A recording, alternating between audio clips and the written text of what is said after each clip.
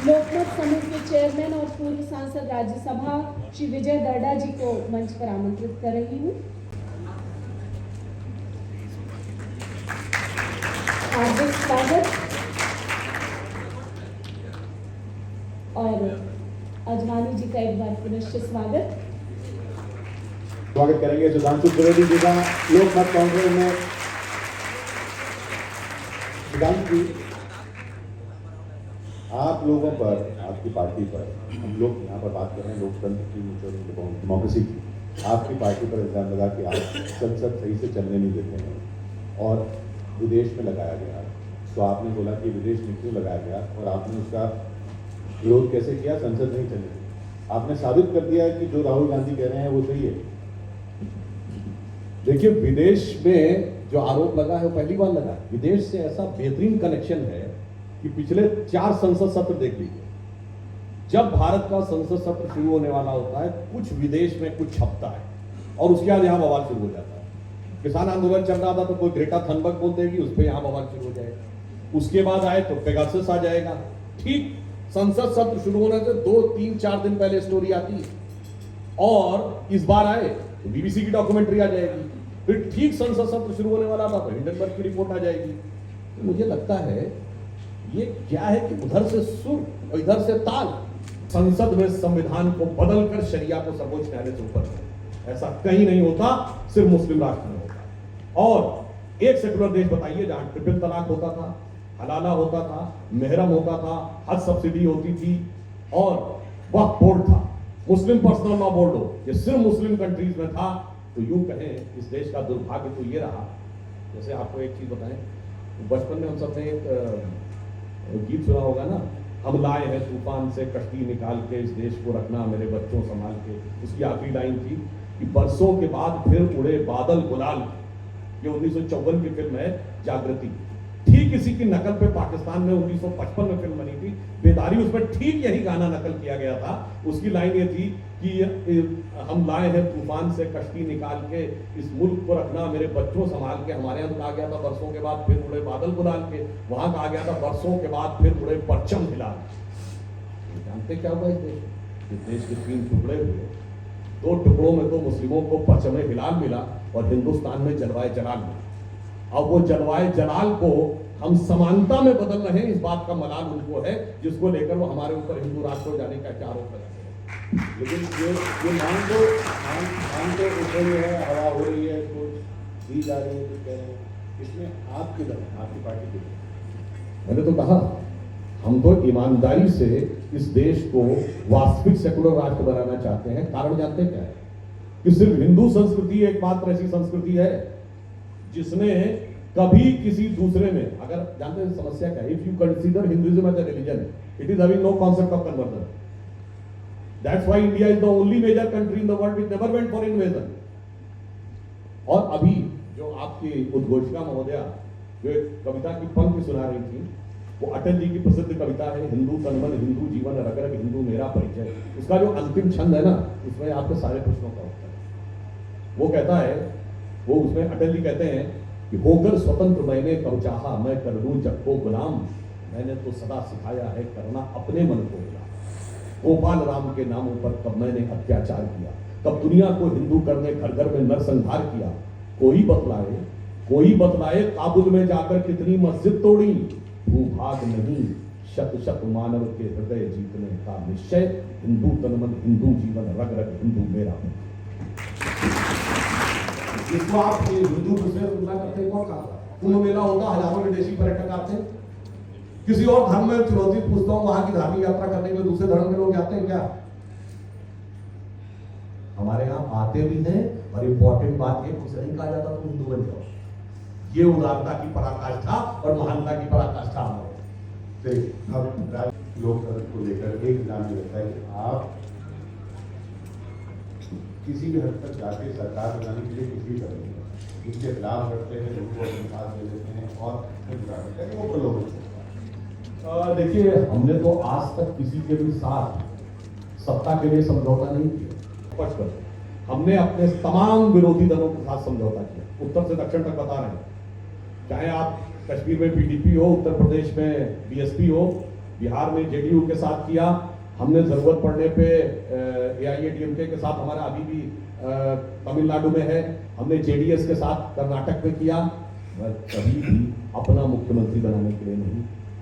हमने राष्ट्र की स्थितियों के अनुसार उनको साथ में लेने के लिए, बड़ी पार्टी होने के बावजूद हमने उनका बनाया। और इन लोगों ने क्या किया, हमने आज तक कभी कांग्रेस से समझौता नहीं किया। अभी हमसे पहले जो आपके मित्र बोल रहे थे, जो कह रहे थे सारी संसद चोर है, और आप संसद में बैठे हैं, याद करिए, वो लोग कहते थे कि ये सब मिले हुए हैं जी, ये कोई कार्रवाई नहीं करेंगे, और आज देखिए किस किस मिल जाके मिल गए हैं जी, जो चिट्ठी लिखवा रहे हैं उन लोगों से लिखवा रहे हैं जिन पर भ्रष्टाचार के आरोप लगाते थे। और हमने 72 साल हो गए हमें स्थापित हुए, कभी कांग्रेस से समझौता नहीं किया। उन्होंने 72 दिन के अंदर कांग्रेस से समझौता करके सत्ता पाई। आपने इसलिए कांग्रेसियों से तो समझौता किया, कांग्रेसियों को अपने पास ले लिया। हमने कांग्रेसियों से कब समझौता किया? एक पार्टी के नाते हमने कभी कांग्रेस से समझौता नहीं किया। जो विचार है हमारा, जिस विचार को लेकर हम चले हैं, मैं तो ईमानदारी से कहता हूं, ये राष्ट्रवाद का विचार किसी जमाने में, मैंने पहले ही बोला, गांधी के साथ था, सरदार पटेल के साथ था, कांग्रेस छोड़ती गई, जनता उसको छोड़ती चली गई, हम उसे ग्रहण करते गए, जनता हम समर्थन देती चली गई। जनता के चुने हुए कांग्रेस की पार्टी के चुने हुए नेता जो आपके साथ आते हैं, तब सवाल ज्योतिरादित्य सिंधिया के साथ आपने मिलकर सरकार बना ली मध्य प्रदेश में, वो चुनाव। देखिए, यहाँ समस्या जानते क्या है, हमारे साथ नहीं है।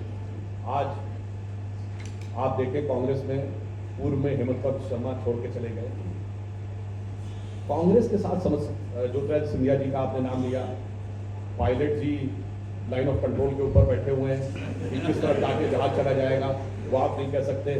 परंतु कांग्रेस के साथ समस्या ये है कि आज वो हम पे आरोप लगा रहे हैं, उत्तर से दक्षिण तक उनके से लोग, विजय बहुगुणा जी, आपके रीता बहुगुणा जोशी जी, कितने ही लोग छोड़ के चले गए, हम उसका नहीं बता रहे हैं। पर ये बताइए, जब मोदी जी और अमित शाह जी नहीं थे, तब भी 1990 के दशक में, ये बताइए, जिस जमाने ममता बनर्जी भी तो कांग्रेस में थी, जगन मोहन रेड्डी भी तो कांग्रेस में थे, शरद पवार जी भी तो कांग्रेस में थे, तब काय छोड़ के चले गए थे? 77 में जब जनता पार्टी की सरकार आई, तो जगजीवन राम, देवराज अर्स, मोरारजी देसाई, ये कौन छोड़ के चला गया था? 69 में जब संयुक्त विधायक दल की सरकारें बनी, कांग्रेस राज्यों से बाहर हुई, निजलिंगप्पा, कामराज, चौधरी चरण सिंह, चंद्रशेखर, नीलम संजीव रेड्डी, मान्यवर जानते क्या है? कांग्रेस सिर्फ सत्ता आधारित दल है, जब जब सत्ता छूटती है तब तब कांग्रेस टूटती है। ये 60 साल का इतिहास है, जब ना भाजपा की ना मोदी जी का तो नाम लेने वाला कोई नहीं। तो आज क्यों खाम में पर्ची हमारे नाम की फाड़ रहे भाई? वो इसलिए क्योंकि आपने नाम लिया हेमंत बिस्वा शर्मा जी का, तो वो कहते हैं कि साहब उन पे इल्जाम आप ही लोग लगाते थे, अब जब आपकी पार्टी में आ गए तो एक बात बहुत अच्छी बात इन्होंने कही, हमारे यहाँ जो भी नेता है, पहली बात, जिस इल्जाम की वो बात करते हैं उसके बारे में कांग्रेस का ऑफिशियल स्टैंड है कि ऐसा कोई स्कैम ही नहीं था, मगर आज स्टैंड है कि स्कैम है। हमारा मानना ये, तो स्टैंड उनका चेंज है, हमारा मानना है कि हमें शक था, कार्रवाई चल रही है, एक भी नेता बताएं जिसके खिलाफ हमने केस विड्रॉ कर लिया हो या केस समाप्त कर दिया। आपको हेमंत बिस्वा शर्मा जी पे शक था, अभी भी शक है? हम ये कह रहे हैं वहां जांच चल रही है, हमने कोई केस विड्रॉ नहीं किया है, जांच के बाद जो तथ्य सामने आएगा उसके अनुसार आचरण होगा। परंतु अंतर क्या होता जानते हैं? जब 2G घोटाले पे जेपीसी की मांग की, आजकल जेपीसी की बड़ी मांग चल रही है, ज्वाइंट पार्लियामेंट्री कमेटी, तो मनमोहन सिंह जी ने बतौर प्रधानमंत्री कहा कि जेपीसी की जरूरत नहीं है, जो पीएससी है, पब्लिक अकाउंट कमेटी, मैं उसके सामने आऊंगा। खैर वो नहीं आए। जब पीएससी की रिपोर्ट सबमिट होने वाली थी तो विपक्ष के सांसदों ने उसे टेबल नहीं होने दिया, और जिन 3 दलों ने उसमें महत्वपूर्ण योगदान दिया वो थे सपा, बसपा और डीएमके। तीनों के केस एक हफ्ते के अंदर सीबीआई ने विड्रॉ कर लिए, खत्म, केस खत्म। कभी तो कभी वो लोग बोल जाते हैं ना, हमारे हाथ में ईडी सीबीआई आने दीजिए तो हम बताएंगे क्या होगा। और हकीकत क्या है? जो बहुत कहते थे कि मेरे हाथ में आ जाने दीजिए, हाथ में आ जाने दीजिए, कहते थे ना कि दिल्ली में जिनकी सरकार है, सबसे भारत की सबसे नई नवेली अजब अलवेली पार्टी जो है, वो अब पंजाब में पूर्ण सरकार आई तो है, देखिए क्या लहूलुहान कर दिया, जैसे लगता बंदर के हाथ में अस्त्र आ गया। तो इसलिए हम ये कह रहे हैं कि जो हम पे आरोप लगाते हैं वो आज वास्तविकता में देख लें कि चलिए 2014 से पहले कितने आरोप थे, जितने नेता भ्रष्टाचार में एजेंसियों के चक्कर में थे, वो सब 2G हो, CWG हो, कोयला घोटाला हो, सबके सब तो इन्हीं दलों के नेता थे जो आज विपक्ष में। ये बताइए सोनिया जी और राहुल जी के ऊपर केस कब दर्ज हुआ? अक्टूबर 2013। हमारी सरकार नहीं थी, सरकार ने नहीं दर्ज किया national Herald case, Delhi high court की प्रोसीडिंग में दर्ज हुआ है। मगर अफसोस, और इतना ही नहीं, ये बताइए जिन्होंने साइन किए, मुलायम सिंह जी मायावती जी पे कब था डिस्प्रोपोर्शनेट का केस? 15 साल पुराना, हमारी सरकार आने से 8-10 साल पहले। लालू प्रसाद यादव जी 1997 में जेल चले गए थे, कोई जाके चेक कर ले। राबड़ी देवी जी शायद अक्टूबर 97 में मुख्यमंत्री बन गई, और आज मोदी जी को दोष दे रहे हैं। आप तारीफ नहीं कर रहे हो? हम कौन सा तारीफ से भेज भेज के एजेंसियां? अरे भाई, जो लोग 25 साल से जेल से आना जाना, अंदर बाहर आना जाना चलता ही रहता है उनका, तो वो कह रहे हैं हम प्रताड़ित कर रहे हैं। हम तो सिर्फ पूछताछ कर रहे हैं। अगर कोई पूछ भी ले तो देखिए कितना उनके दिल में दर्द होता है। मतलब ऐसा लगता है जैसे पुराने जमाने में लाट साहब होते थे ना, हमसे पूछ कैसे लिया गया, तो ये उनके मन में आपने लाइन ऑफ कंट्रोल की बात की, तो बताई दीजिए क्या सचिन पायलट बेहतर मुख्यमंत्री होंगे राजस्थान के? देखिए, मैं तो सिर्फ ये कह रहा हूं, भारतीय जनता पार्टी की इस बार प्रचंड बहुमत की सरकार राजस्थान में है। उसमें सचिन पायलट भी होंगे। देखिए, पायलट कौन सी लाइन ऑफ कंट्रोल में है, ऊपर से पायलट बेहतर देख सकता है, नीचे से देखना मुश्किल रहता है। ऊपर वाले पता रहता है उनके दर क्या दोहरे नहीं डालते हैं, लोग खुद आ जाते हैं। नहीं, देखिए हम दोहरे नहीं डालते हैं। हकीकत जानते क्या है कि दूसरे वाले दूसरों को इतना डंडा मारना शुरू कर देते हैं कि उनके लिए समस्या हो जाए। अब एक उदाहरण देता हूं, कांग्रेस पार्टी ने 2019 में अपने चुनावी मैनिफेस्टो में लिखा कि देशद्रोह का जो कानून है, सेडिशन लॉ, उसको हम समाप्त कर देंगे, क्योंकि इसका दुरुपयोग किया जाए। और आपको पता है 2019 के बाद पहली सरकार कौन थी जिसने देशद्रोह के कानून का प्रयोग किया? वो थी राजस्थान के अशोक गहलोत की सरकार। किसके खिलाफ प्रयोग किया? आतंकवादियों अपराधियों के खिलाफ नहीं, सबसे पहले प्रयोग किया विधायकों के खिलाफ। किन विधायकों के खिलाफ? विरोधी दल के विधायकों के खिलाफ नहीं, अपनी पार्टी के विधायकों और मंत्रियों के खिलाफ सेडिशन के लॉ का उपयोग किया। अब बताइए, हम हालात पैदा करते हैं, वो हालात पैदा करते हैं।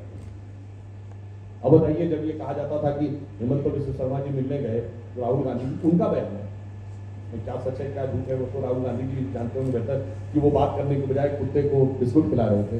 तो हालात कौन पैदा करता है? कोलिको पुल, जिन्होंने आत्महत्या कर ली, कांग्रेस के थे, अरुणाचल के मुख्यमंत्री, उनका 2 साल तक मुझे समय नहीं दिया गया मिलने।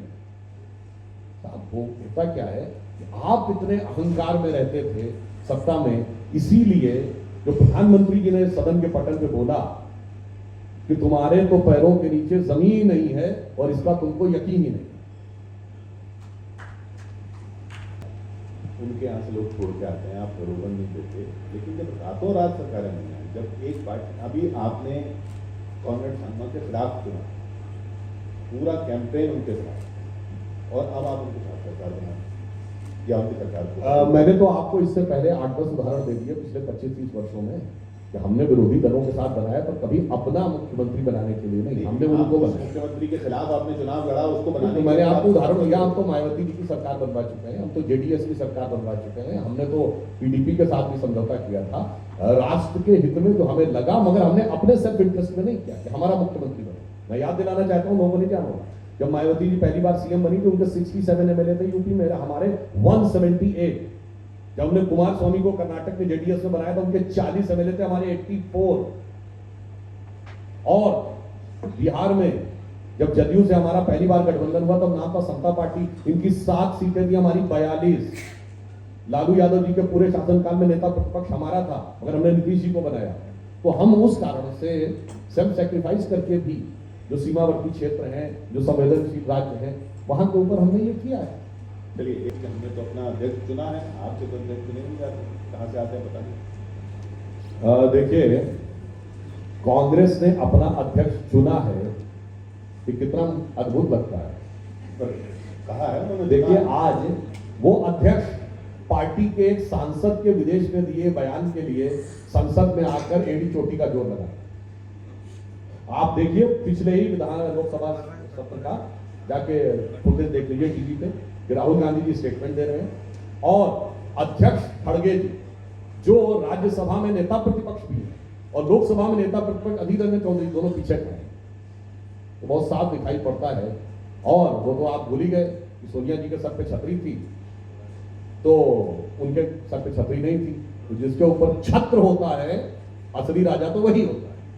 पर उन्होंने एक प्रोसेस के जरिए चुन के उनको अध्यक्ष बनाया। आप क्या नहीं होता ऐसा? हमारे यहाँ तो एक छोटी सी बात आपको बात बताऊं, विगत 25 वर्षों में हम आपको लाइन से गिरा सकते हैं कि हमारे कितने अध्यक्ष कैसे बने?